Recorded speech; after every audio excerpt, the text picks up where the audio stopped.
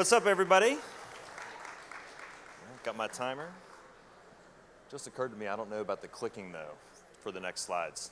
I'll just say next slide. All right, thank you all for having me here today. My name is Jon Monahan. I'm the Vice President of Sales at Splinterlands, and this here is about entertainment and community and play and earn gaming. Next slide, please. I forgot to ask you about that. Thank you. All right, so this presentation is not intended to provide any sort of financial or legal advice. As always, please do your own research on that front. So what exactly is Splinterlands? Well, Splinterlands has been around for 4 years, which is pretty unique in the Web3 gaming space. So we've been doing this for kind of a long time. And the big idea when the co-founders conceived of Splinterlands was to make a fun game, right? That was really what they were obsessed with. They were really big gamers.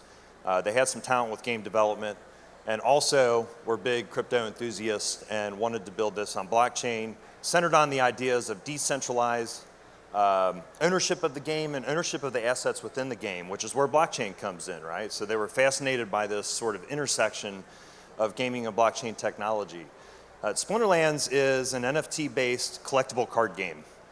And the big idea is that you basically just build a collection and manage a collection of NFTs that you own, and you are going to battle against opponents, player versus player, under a randomly generated set of rules and conditions for each battle. Battles only last like 2 to 4 minutes, and what you do is you digest the information that you're being given about the rules and conditions for that particular battle, which changes for every battle, so your strategy is going to be constantly changing from battle to battle.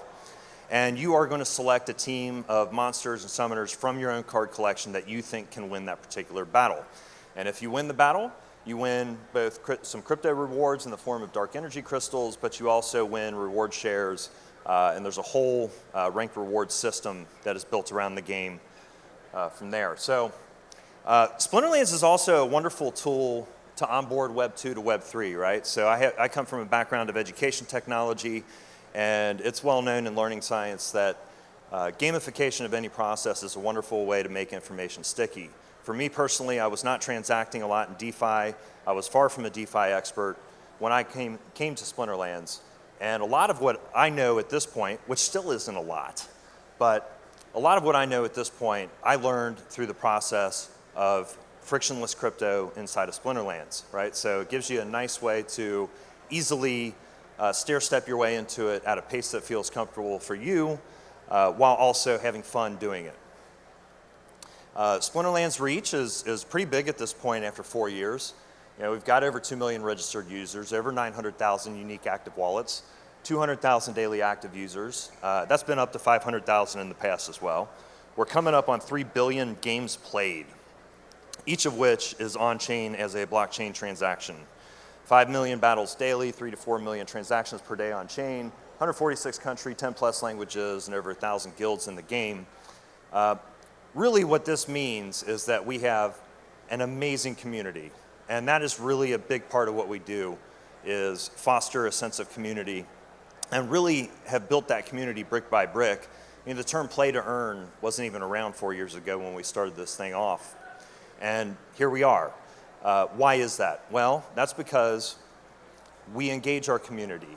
We listen to our community, and we like to take ideas that they bring to the forefront, implement them into the game. So a lot of the game mechanics and the things that you see in Splinterlands today, if you go and play it, were once upon a time community suggestions. And so that's a really big piece of what we do. And even today, I mean, we do weekly town halls for 2 to 3 hours where multiple members of Splinterlands leadership team will get out in front of the community, answer questions, talk about roadmap, talk about exciting news and anything that might be upcoming that's relevant to the community. And fostering the sense of community has actually built and engendered a lot of community involvement around the Splinterlands ecosystem as well. They've actually built the Splinterlands ecosystem. There's a lot of tools that they built that interact with Splinterlands or sit on top of Splinterlands, whether it's card markets, decentralized exchanges, different analytical tools. There's a lot going on there, so that's really important to us as well. And it's all resulted in quite a bit of momentum for us. And we're typically number one on DApp Radar, depending on when you look, for daily active users and monthly active users. So inside the game, I mean, there's a pretty complex, a beautifully complex system of assets and game mechanics that would be way too much to cover here in 10 minutes today. But basically, you have three different types of tokens. There's a utility token with dark energy crystals, or DEC, the game token's up there. We've got our governance token and SPS, or splinter shards. And then we have vouchers, which is a third type of token that rewards specific behaviors like staking SPS or owning SPS validator nodes. But really, the game is oriented around NFTs. So the cards all come from card packs. The card packs themselves are NFTs. If you buy a pack from us, then you can hold on to that and you can sell it at a later date if you wanted to, after the edition runs out. But inside each pack will be 5 cards. And those 5 cards go into your collection, they go into your wallet, and those are the cards that you actually play the game with. And then last year we did a land sale as well, so we're going to be doing a big land expansion this year where we're going to be adding the utility to those particular NFTs. And then we are launching validator node software for our governance token as well this year, but we've already started the license sale for the validator node licenses. The card packs, you know, the cards themselves tend to appreciate in value quite a bit. So we are on our 7th edition of cards currently. All 6 of the previous editions, or every edition that we do, has a capped supply. But due to the scarcity that we add to the game, those cards tend to have a lot of value. So we cap the supply of the card packs when we do an edition sale. Once that edition sale runs out, we don't sell any more of those particular cards. The only way to get those particular cards is to buy them or rent them from other players. And that creates quite a bit of value for the players that hold those cards. And then meanwhile, also, to level up and start to play in higher leagues within the game, you need to level your cards up. In order to level your cards up, you need to combine multiple low-level copies together, the low-level copies that come out of Splinterlands card packs. And when you combine those cards together, you actually are burning a lot of cards from the ecosystem as well, so there's a lot of deflation taking place there too. You can also burn your cards for dark energy crystals. You can transfer them around. There's a number of different markets that have been established around Splinterlands, and then we also have an in-game market as well. And there's a lot of different ways to earn in Splinterlands. I mean, we want to keep the focus on providing entertainment value, so we want to be able to reward players for actually playing the game and battling it out against each other. But there's also the guild models, and then of course card markets where players can sell and rent cards to each other too. And then there's kind of the passive, there's the game behind the game, right? The managing of the macro behind Splinterlands.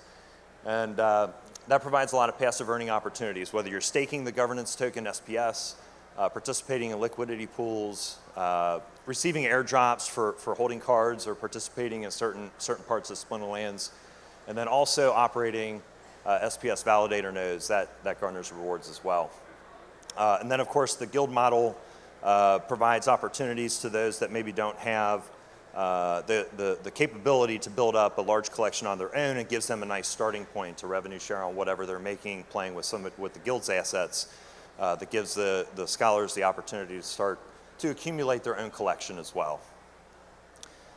We do a lot of, well, I wouldn't say a lot, but we do a variety of different types of partnerships. Whether it's building bridges out, so Splinterlands sits on the Hive blockchain. We partner with TerraBlock to bridge from Hive to Ethereum, also to Binance Smart Chain, and to Wax Atomic Hub.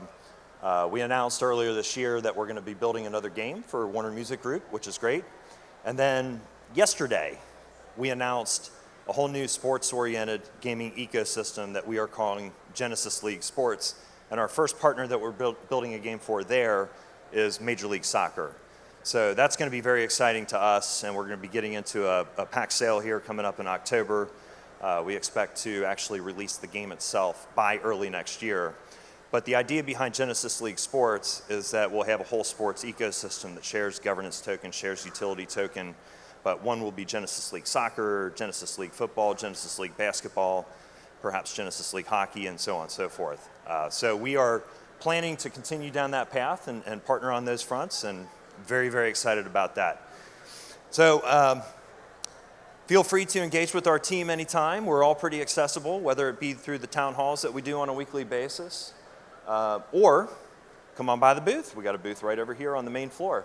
Myself and my colleague Liam Labastor is over there today. He's our Director of Growth and Marketing. Thank you very much.